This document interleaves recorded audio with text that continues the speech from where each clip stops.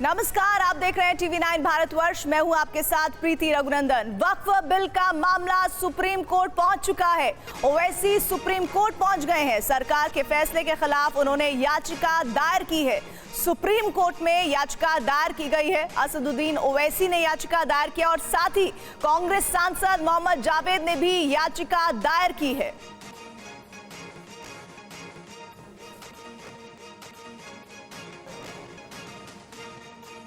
तो देखिए, एक तरफ जहां लोकसभा से पारित हुआ वक्फ संशोधन बिल और उसके बाद जिस तरह से राज्यसभा में पास हुआ, उसको लेकर तीखी नोकझोंक भी देखने को मिली। लेकिन अब दो बड़ी जानकारी आ रही है सुप्रीम कोर्ट को लेकर। पहली ये जानकारी है कि कांग्रेस सांसद मोहम्मद जावेद ने याचिका दायर की है इस बिल को लेकर और साथ ही साथ असदुद्दीन ओवैसी ने भी याचिका दायर की है। पीयूष पांडे हमारे साथ, हमारे सहयोगी जुड़ रहे हैं। पीयूष, इस वक्त बताइए कि इस पूरे मामले में सुप्रीम कोर्ट का जो इस वक्त पूरा तौर तरीका है वो क्या मायने रखता है, क्योंकि दोनों सदनों से बिल पास होकर राष्ट्रपति के पास भेजे जाने की तैयारी हो चुकी है।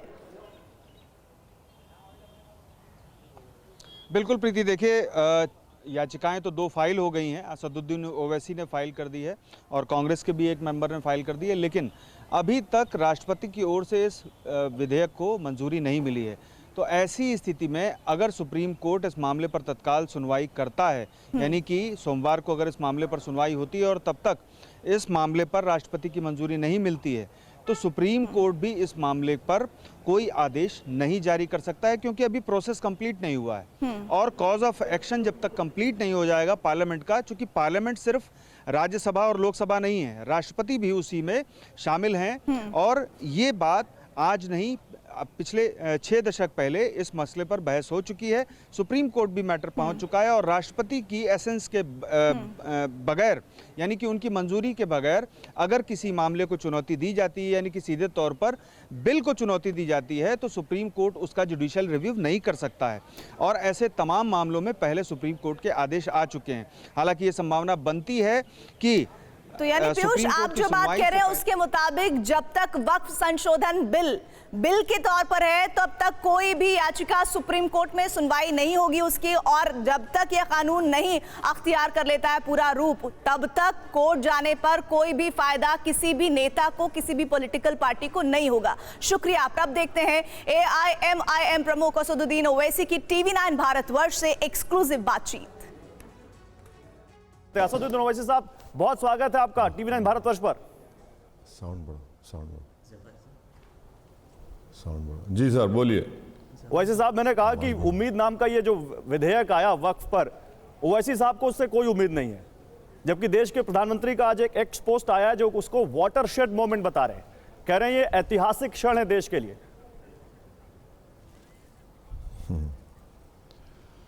देखिए, बीजेपी के लिए ये उम्मीद इसलिए है क्योंकि वो भारत की सबसे बड़ी अक़लियत अल्पसंख्यक समाज मुसलमानों से उनकी मस्जिदें, दरगाहें, खानखाहें, ख़बरस्तान और जो इवैक्यू वक्फ प्रॉपर्टी से उसको छीन लेंगे।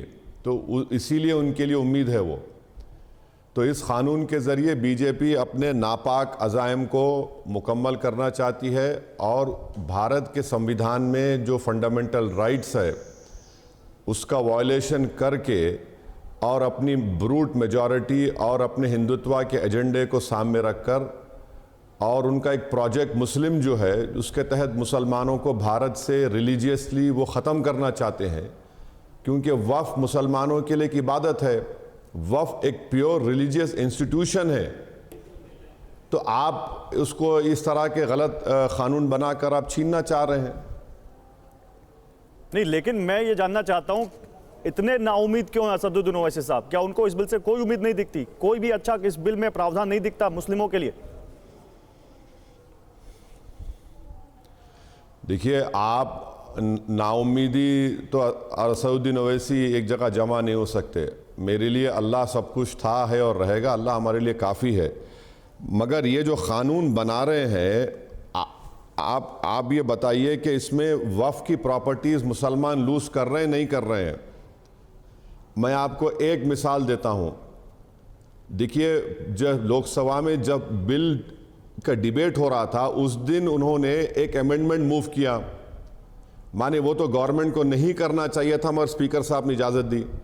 उसमें ये लिखा गया है कि जितने एंशिएंट मॉन्यूमेंट्स प्रिजर्वेशन एक्ट और एंशिएंट मॉन्यूमेंट्स ASMR 1958 में जितने मॉन्यूमेंट्स हैं वफ़ के, अब वो वफ़ नहीं रहेंगे। तो कितने, आप अंदाज़ा लगाइए कि कितने मसाजिद, दरगाहें, खानखाहें, इमाम बाड़े वफ़ प्रॉपर्टी नहीं रहेंगे। तो आप वफ़ मुसलमानों से छीन नहीं रहे इसके ज़रिए से। और सच्चर कमेटी ने कहा था कि 180 वफ़ प्रॉपर्टीज ASI के पास है, वो चले गई मेरे पास से, वो वफ़ नहीं रहेंगे। एक ही मिसाल दे रहा हूं मैं आपको।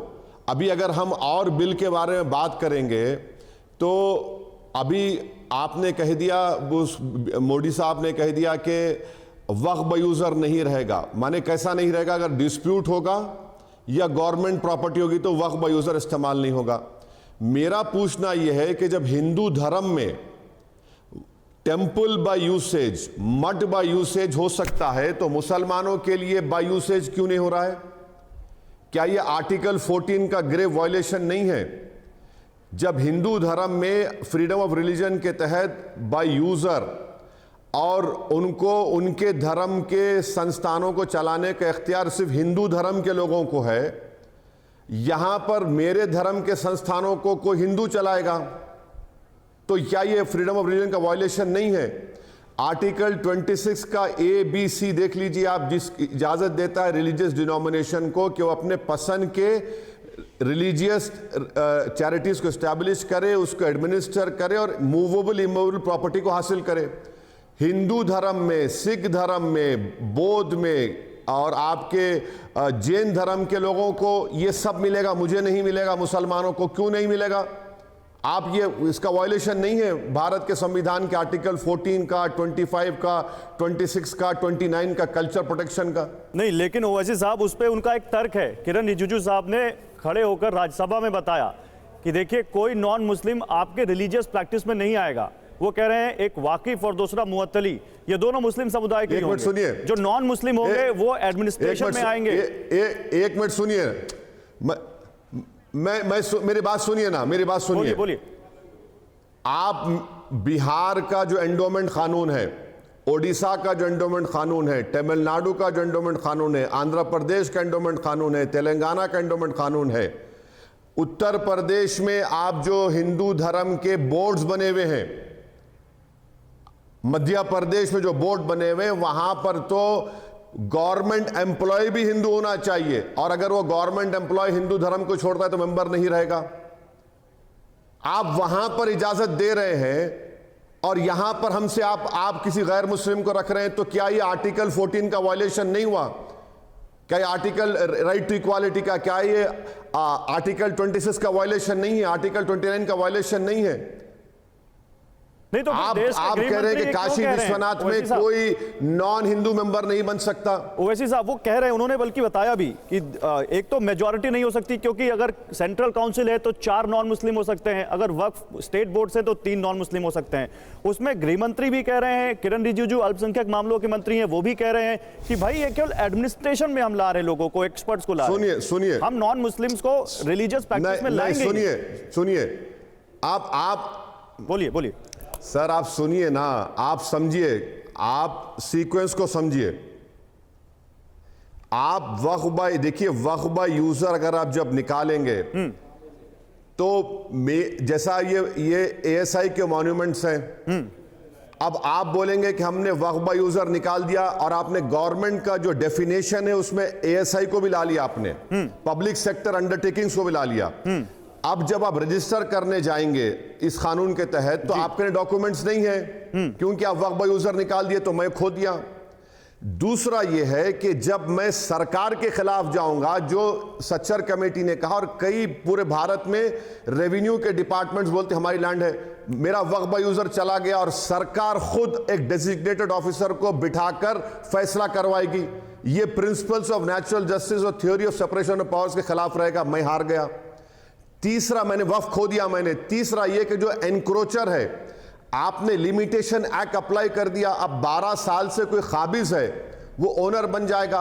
और चौथी बात है कि हम एडमिनिस्ट्रेशन में नॉन मुस्लिम को ला रहे हैं, कह रहे हैं ये क्या बेवकूफ़ी की बात कर रहे हैं, झूठ बोल रहे हैं। तो आप एडमिनिस्ट्रेशन आप लेके आइए ना, काशी विश्वनाथ में किसी गैर हिंदू को लाइए। आप बिहार में बोध गया में किसी बौद्ध और हिंदू से हटके किसी को लाइए। ओडिशा के बोर्ड में आप किसी गैर हिंदू को लाइए। शिरडी साईं बाबा ट्रस्ट में तो लिख के देना पड़ता है कि उसको साईं बाबा में भरोसा है, वहां पर लाइए। और एडमिनिस्ट्रेशन में क्यों ला रहे हैं, मुझे मुकम्मल कर लीजिए, 1 मिनट दीजिए मुझे। बोलिए सर, बोलिए। एडमिनिस्ट्रेशन में इसलिए ला रहे हैं कि जब वक्फ बाय यूजर निकल जाएगा और वो गवर्नमेंट की प्रॉपर्टी घोषित हो जाएगी, तो एक तो वक्फ बोर्ड में आप मेजॉरिटी नॉन मुस्लिम रहेंगे और वक्फ बोर्ड में अब नॉमिनेशन होगा। तो जहां जहां बीजेपी की भाजपा की सरकार है वो वहां पर अपने लोगों को नॉमिनेट करेंगी, जो उनके इशारों पर आंख बंद करके बैठ जाएंगे, तो वो भी अपील नहीं करेंगे। और तीसरी बात जो उन्होंने झूठ कही है, सेंट्रल वक्फ काउंसिल का एक्ट अभी आप खोलिए, अमेंडमेंट जो लाया गया है उसमें 22 मेंबर्स होते हैं। जी हाँ। जिसमें से सिर्फ 10 मुसलमान हो सकते हैं और 11 नॉन मुस्लिम होंगे। तो मेजॉरिटी किसके पास चले गई? नॉन मुस्लिम्स के पास चले गई। लेकिन ये तो क्लियर किया वक्फ बोर्ड में 11 मेंबर हो सकते हैं, ये क्लियर किया, 4 मुसलमान होंगे और 7 नॉन मुस्लिम होंगे, इंक्लूडिंग। सुनिए सुनिए सुनिए, आपको समझाने के लिए नहीं कह रहा हूं, हमारे देश के लोग जो आपका ये चैनल देखते हैं वो जाने जी बिल्कुल कि कैसे गैर मुस्लिम को सेंट्रल वक्फ काउंसिल में, स्टेट वक्फ बोर्ड में लाकर ये। और वक्फ बोर्ड के कानून में एक प्रोविजन है कि अगर स्टेट वक्फ बोर्ड एक वक्फ प्रॉपर्टी को 5 साल के लिए डायरेक्ट मैनेजमेंट में ले सकता है, आप डायरेक्ट मैनेजमेंट में ले लेंगे, तो फिर बचेगा क्या मेरे पास? अगर मैं एज अ वक्फ प्रॉपर्टी के, अगर मैं अपने सरकार के खिलाफ वक्फ बाय यूजर इस्तेमाल नहीं करूंगा तो कब इस्तेमाल करूंगा? अच्छा, आखिरी बात, आप किसी हिंदू धर्म के एक बहुत बड़े लॉयर को बुलाकर बिठाकर पूछिए कि बीके मुखर्जी की किताब में, बीके मुखर्जी हिंदू धर्म के बहुत बड़े जूरिस्ट हैं, किसी भी कोर्ट में जाकर आप बीके मुखर्जी को कोर्ट करिए, अदालत मानता है। बीके मुखर्जी लिख रहे हैं कि हिंदू धर्म में बाय यूसेज, यानी जो वक्फ बाय यूजर निकाले वही प्रोविजन वो कह रहे हैं कि हिंदू धर्म में एक्सेप्टेबल है। बीके मुखर्जी बहुत बड़ा नाम है, और आप मुस्लिम धर्म में वक्फ बाय यूजर निकाल रहे हैं। क्यों निकाल रहे हैं? क्योंकि आपको दुश्मनी है मस्जिदों से, आपको दुश्मनी है दरगाहों से, खानखाओं से। और कल पार्लियामेंट में, लोकसभा में आपने 3D का आपने इंक्लूड करके अब जितने भी प्रोटेक्टेड एंशिएंट मॉन्यूमेंट्स उनका रजिस्ट्रेशन नहीं होगा, जिसमें मशहूर दरगाह है सलीम चिश्ती रहमतुल्लाह अलैह की। और वही सलीम चिश्ती दरगाह के अब जो मुतवल्ली हुए हैं वो इस वक्फ बोर्ड की सपोर्ट में थे, इस बिल की सपोर्ट में थे। अब उनकी प्रॉपर्टी वक्फ नहीं घोषित की जाएगी।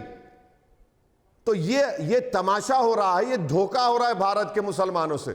नहीं, लेकिन जिस सच्चर कमेटी का आप यहां पर जिक्र कर रहे हैं, उस सच्चर कमेटी का भी जिक्र आया ओवैसी साहब, और कहा गया कि सच्चर कमेटी की रिपोर्ट है कि उस समय 2006 में करीब 5 लाख प्रॉपर्टी थी, एग्जैक्ट नंबर देखें तो 4.9, और उसकी जो टोटल इनकम थी 163 करोड़ पर ईयर। और उन्होंने कहा कि अगर इसको एफिशिएंटली मैनेज करते, इसलिए ये एफिशिएंसी बढ़ाई जा रही है, जो लोग लाए जा रहे हैं बाहर से जो एफिशिएंट हैं, तो ये 12,000 करोड़ की कमाई होती। और आज के, मतलब उन्होंने कोई डिनोमिनेशन नहीं दिया, बोले अगर आज के समय में देखते तो ये कितना बड़ा अमाउंट होता, मार्केट रेट से आप समझ सकते हैं। तो इसलिए हम इसकी एफिशिएंसी बढ़ाना चाहते हैं। सुनिए, एफिशिएंसी आप कैसे बढ़ा रहे हैं बताता हूं मैं आपको। आप एफिशिएंसी के नाम पर वक्फ बोर्ड में आप इनएफिशिएंसी पैदा कर रहे हैं। कैसे पैदा कर रहे हैं सुन लीजिए आप। एक कौमी तरक्याती वक्फ स्कीम है गवर्नमेंट ऑफ इंडिया की, आप 10 साल का रिकॉर्ड मंगवा कर देख लीजिए उन्होंने कितने पैसे अलॉकेट किए जिससे वक्फ प्रॉपर्टीज का इनकम बढ़ा हो। मैं आपको एक मिसाल दे रहा हूं, 2022-23 में 17 करोड़ अलॉकेट हुए थे, सिर्फ 8 करोड़ रिलीज किए। उसमें कितने पैसे खर्चा हुआ? 1 करोड़ भी खर्चा नहीं हुआ उसमें। इस साल उसको 13 करोड़ कर रहे हैं, वो भी पैसा रिलीज नहीं करेंगे। आप कौन सा रेवेन्यू बढ़ाने की बात कर रहे हैं? 10 साल से आपकी सरकार है, आप ये स्कीम है उसका इंप्लीमेंटेशन तो जीरो है, नंबर 1। दूसरा, सच्चर कमेटी की आप बात कर रहे हैं, सच्चर कमेटी में जस्टिस सच्चर कमेटी ने यह भी लिखा कि दिल्ली में 123 प्रॉपर्टीज हैं जिसको रॉन्गली गवर्नमेंट अपनी कहती है, और 2008 में उन्होंने कहा कि उसकी मार्केट वैल्यू 6,000 करोड़ की है, 6,000 करोड़। आज हम 2025 में तो कम से कम 12,000 करोड़ की होंगी। जब आप वक्फ बाय यूजर निकाल दिए और आप लिमिटेशन एक्ट अप्लाई कर रहे हैं और आप डेजिग्नेटेड ऑफिसर जो आपका होगा, जो प्रिंसिपल्स ऑफ नेचुरल जस्टिस के खिलाफ है कि आप अपने ही केस में जज नहीं हो सकते, आप अपने ही ऑफिसर को बिठाकर अपने नाम पे कर लेंगे। पार्लियामेंट के सामने जो मस्जिद है वो मस्जिद भी गवर्नमेंट कहती हमारी है, तो कल डेजिग्नेटेड ऑफिसर बोलेगा कि हां ये मस्जिद गवर्नमेंट की प्रॉपर्टी और मस्जिद आप बंद कर देंगे क्योंकि आप वक्फ बाय यूजर निकाल दिए, क्योंकि आप अपना डेजिग्नेटेड ऑफिसर रखकर अपने हक में फैसला करवा लेंगे जो प्रिंसिपल्स ऑफ नेचुरल जस्टिस के खिलाफ है। आर्टिकल 14 और 15 का ग्रेव वायलेशन है। मुझे बताइए ये धोखा मोदी सरकार दे रही है भारत के मुसलमानों को। अरे एक प्रोविजन बताओ जिससे वक्फ बोर्ड का फायदा हो रहा है। अरे वो तो बहुत बातें कह रहे हैं। वक्फ बोर्ड वो तो मैं बताता हूं वो क्या कह रहे हैं। वो कह रहे हैं इससे गरीब महिलाओं को फायदा होगा, मुस्लिमों को फायदा होगा, मुस्लिम बहनों को फायदा होगा, पसमानदा मुस्लिमों को फायदा होगा। और वो यहां तक कह रहे हैं कि ये जो वक्फ का जो मामला है ना, ये शराफत अली और शरारत खान के बीच का है, और हम शराफत अली के साथ खड़े हैं, गरीब मुस्लिमों के साथ खड़े हैं, और जो लोग विरोध कर रहे हैं वो शरारत खान के साथ खड़े हैं, वो शरारत करना चाहते हैं। देखिए, proof of the pudding is in eating बोलते हैं ना, कहावत अंग्रेजी की। ना आपके पास अली नाम का कोई एमपी है, ना आपके पास खान नाम का कोई एमपी है, ना कोई मंत्री है, तो बेशर्मी की हद है। चुल्लू भर पानी में डूब मरना चाहिए शराफत अली और शरारत खान का नाम लेकर। तो इससे बात जाहिर हो गई कि आप शरीर किसको, खान को दिखा रहे हैं। अरे भाई, आपके पास ना अली है ना खान नाम का कोई एमपी है। और रहा सवाल महिलाओं का, 1995 एक्ट में यह प्रोविजन है कि एटलीस्ट 2 यानी कम से कम 2 महिला मेंबर होनी चाहिए मुसलमानों की।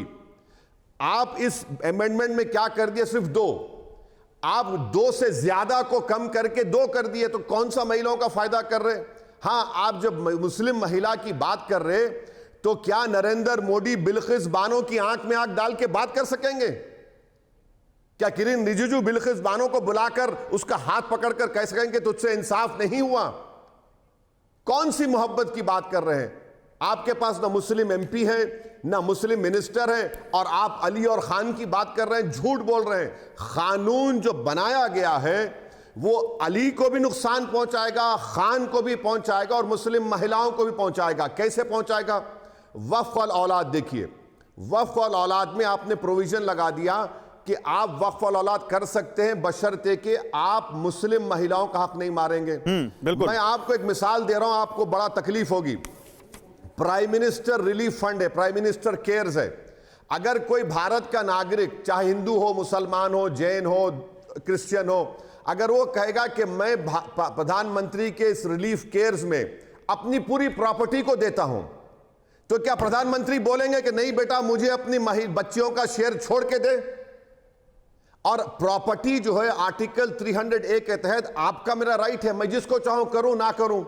तीसरी बात यह है कि जब मैं अल्लाह के नाम पे वक्फ कर रहा हूं, भगवान अल्लाह के नाम पे दान कर रहा हूं, तो उसमें बेटा बेटी कहां से आ गए? और चौथी आखिरी बात यह है कि हिंदू धर्म में अगर आपकी सेल्फ एक्वायर्ड प्रॉपर्टी है, अगर आपके 2 बेटा बेटी है, समझिए आप एक को पूरी प्रॉपर्टी दे सकते बाय विल पावर, और उस पर या उनको नहीं दे के अपने मोहल्ले में किसी एक को दे सकते, उस पर कोई आपत्ति नहीं है मोदी सरकार को। और मुस्लिम समाज में अगर मैं ऐसा करने जाता हूं, मैं नहीं कर सकता लीगली, मैं सिर्फ 1/3 दे सकता हूं अपनी एक औलाद को। कौन सा बताइए ना, हम आपको दलील बना पेश कर रहे हैं। कहां है? झूठ है ये सब। भारत के मुसलमानों को उनकी मजहबी इबादतगाहों को छीनने के लिए कानून बनाया गया है, हिंदू मुस्लिम दंगे करवाने के लिए करवाया गया है। आप ये जो कानून कल जो परसों ये 3D लेकर आए, अब संभल की मस्जिद वक्फ नहीं डिक्लेयर होगी। लिख लीजिए आप, हमारी बात लिख लीजिए। अब संभल की मस्जिद पोर्टल पर वक्फ नहीं होगी वो, क्योंकि आपने कह दिया कि अब ये 3D का कानून आपने एक्ट कर दिया प्रोविजन में, तो संभल की मस्जिद अब वक्फ नहीं रहेगी, दरगाहें नहीं रहेंगी। अरे देखिए ना, किसी अगर मैं गलत कह रहा हूं तो किसी एक लॉयर को, जो जेन्युइन लॉयर है, उसको बिठाकर पूछिए कि ओवैसी ने कहा ये सच है या झूठ है। अच्छा, आखिरी बात सुन लीजिए, मुसलमानों में शेड्यूल ट्राइब हो सकते हैं, शेड्यूल कास्ट नहीं हो सकते लीगली। आपने शेड्यूल ट्राइब में कह दिया कि शेड्यूल ट्राइब 5th शेड्यूल और 6th शेड्यूल में वक्फ नहीं होगा। तो लक्षद्वीप का एक मुसलमान एमपी है हमदुल्ला सईद कांग्रेस का, तो क्या उससे आर्टिकल 25 से महरूम हो गया, फ्रीडम ऑफ रिलीजन से? आर्टिकल 26 के तहत वो अपनी मजहब के तहत रिलीजियस मैटर्स को नहीं खोल सकेगा। आर्टिकल 14 का उस पर लागू नहीं होगा, राइट टू इक्वालिटी। आर्टिकल 29 का कल्चर का राइट हमदुल्ला सईद पर नाफिज नहीं होगा। यह कानून बनाया गया है।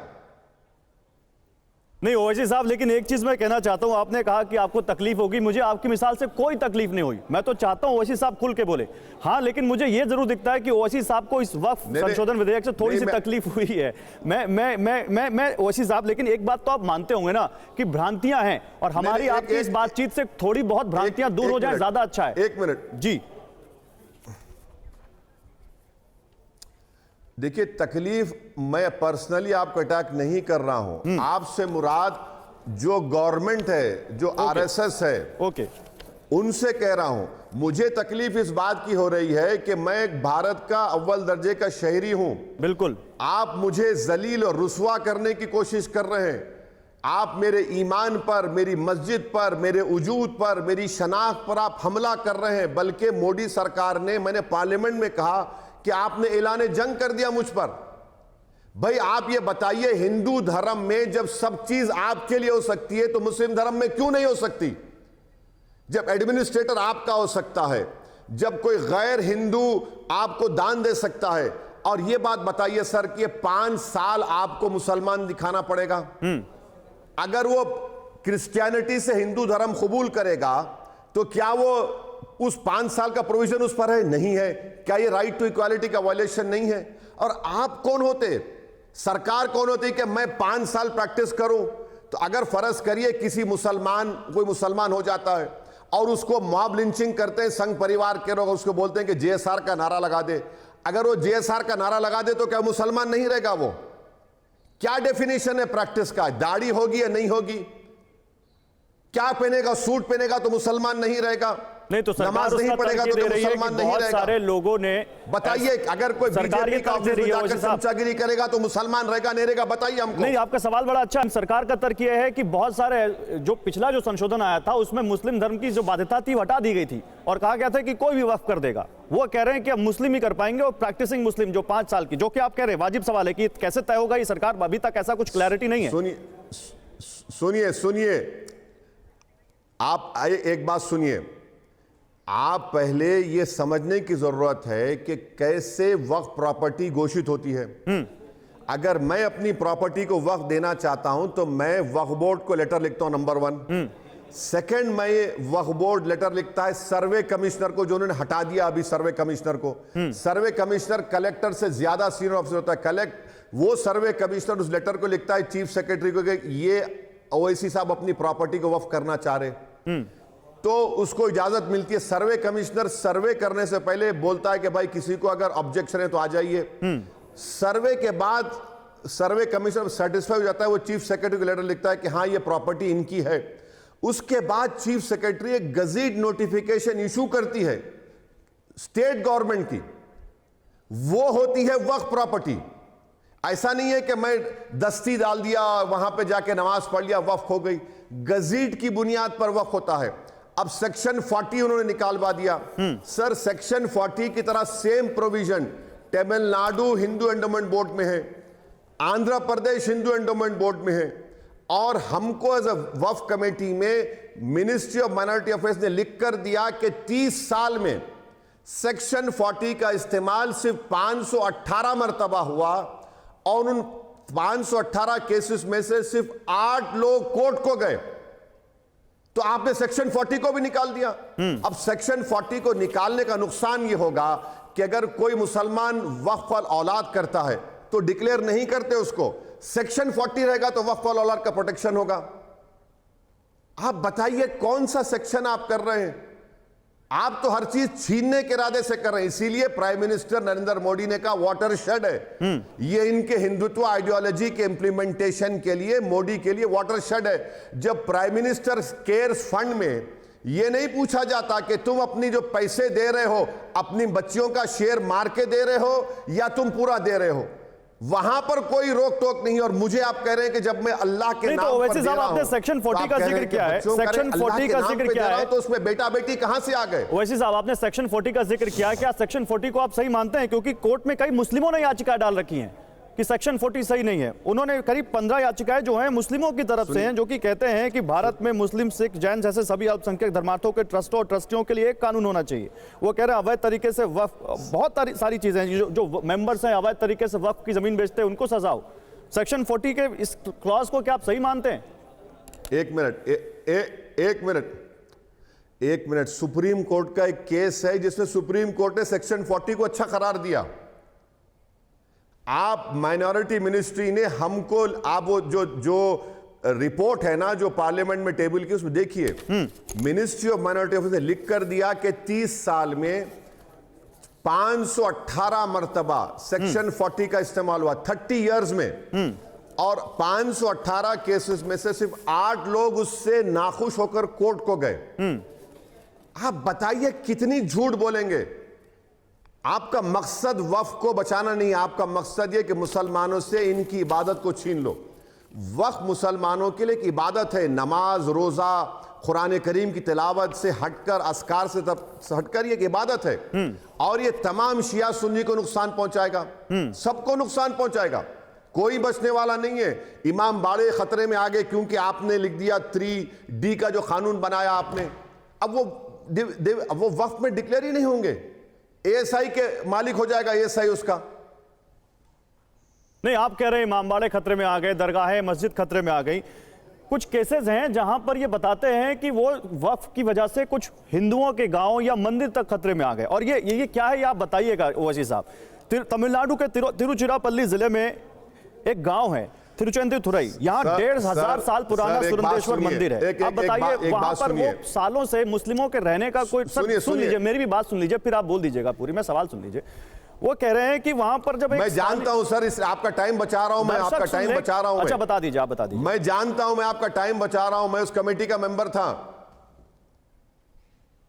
मैं उस आपसे मैं रिक्वेस्ट करूंगा कि वो जो रिपोर्ट पार्लियामेंट में टेबल की गई जॉइंट वर्किंग कमेटी, जो रिपोर्ट पार्लियामेंट में जॉइंट वर्किंग कमेटी ने टेबल की है, जब ये कमेटी तमिलनाडु गई थी वहां पर पूरे मेंबर्स मुतमईन हुए बीजेपी के, क्योंकि तमिलनाडु सरकार ने आकर उसको क्लैरिफाई किया पूरा, वो मसला नहीं है अभी। क्यों झूठ बोलते हैं? अरे भाई रिपोर्ट पढ़ो ना।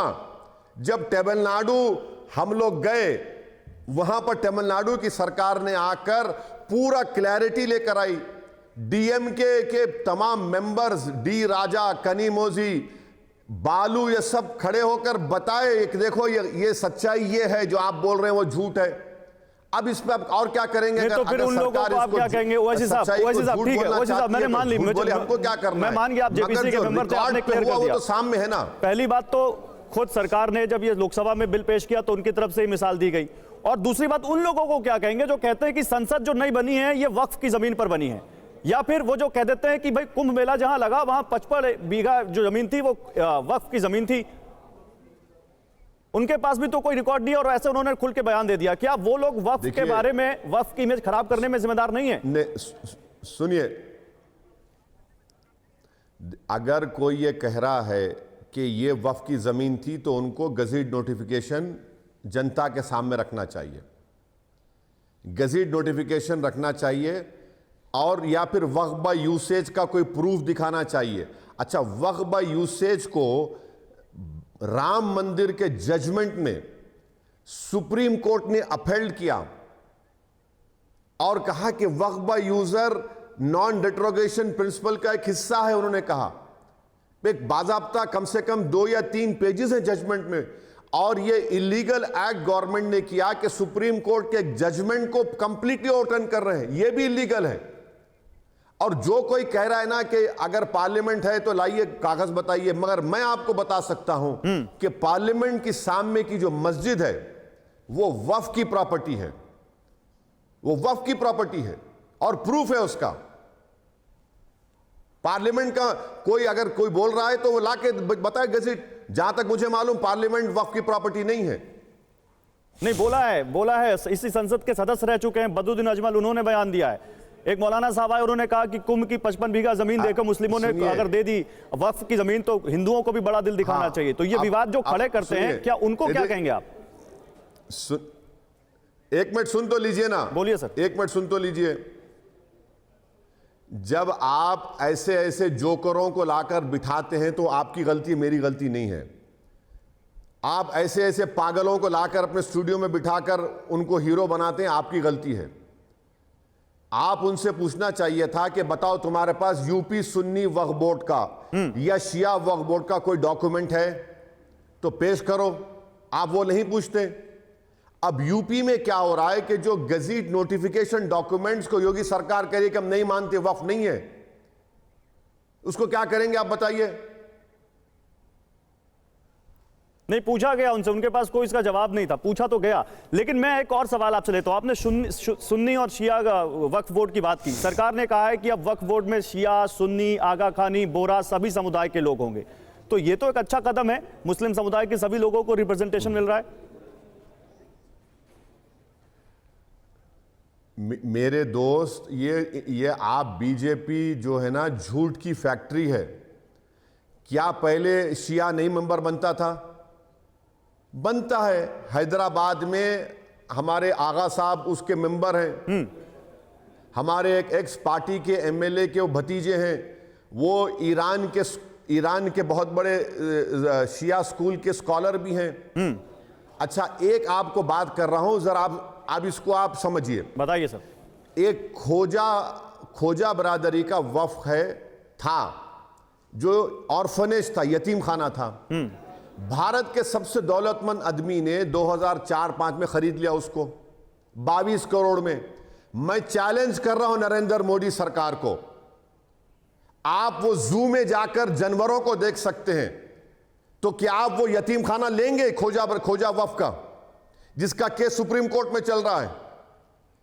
और आप ये कानून क्यों लाए मालूम? आप एडवर्स पोजेशन से, डेसिग्नेटेड ऑफिसर से आप वो दौलतमंद आदमी को जो जू खोलता है, जिसके जू में प्रधानमंत्री जाकर फोटोआं खींचे, क्या आप लेंगे वो प्रॉपर्टी खोजा बरादरी की, जिसको 22 करोड़ में बेच दिया गया था, जिसका केस सुप्रीम कोर्ट में आज भी चल रहा है?